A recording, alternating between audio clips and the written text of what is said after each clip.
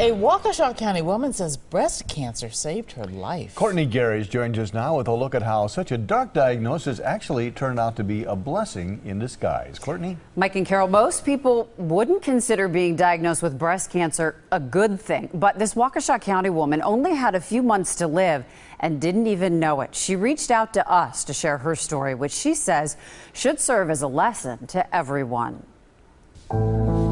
It's the diagnosis no woman wants to hear. You have breast cancer. The hardest thing for me to do was tell my daughter and my mom. But it's that breast cancer diagnosis, she says, saved her life.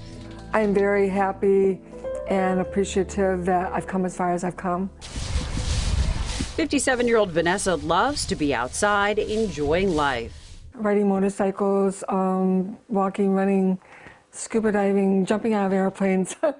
But 7 years ago, she started having health issues. I started feeling tired and not as much energy for things as I normally would have.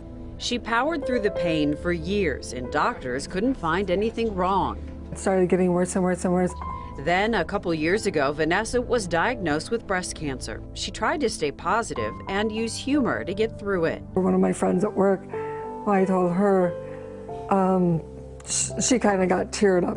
I told her, I said, that's okay, honey, I didn't like that one anyway. She had a single mastectomy, but in the course of her breast cancer treatments, doctors found something even more frightening. There are many proteins in the body that can become this chemical called amyloid. And if it gets deposited in a particular organ, that organ undergoes failure.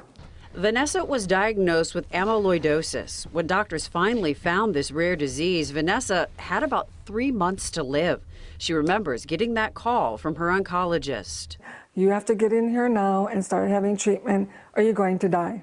Dr. Parameshwaran Hari at Freighter specializes in amyloidosis. It's a very disabling condition, but the good thing is there is good treatment for it, which involves killing the cells that make this chemical.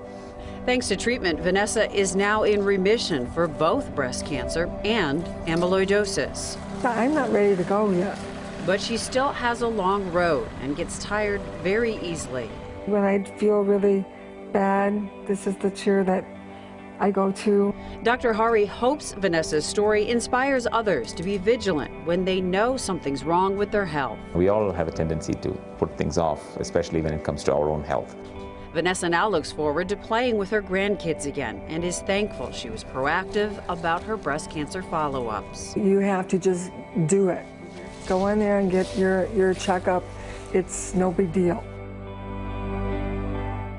And Vanessa is scheduled to have a bone marrow transplant in January, which will hopefully keep the amyloidosis away for good. We're going to keep you posted on how she's doing. And Mike and Carol, Freighter, only one of a few hospitals in the U.S. that specializes in this rare disease. And Dr. Hari says even though it is rare, it's something, you know, kind of keep it on your radar. Wow. It's good to know about. Excellent. Well, at least with Vanessa, it looks like she's going to do okay. Yes. Excellent. Thanks amazingly to the breast Wow. cancer diagnosis. Yeah, very good. Thank you, Courtney.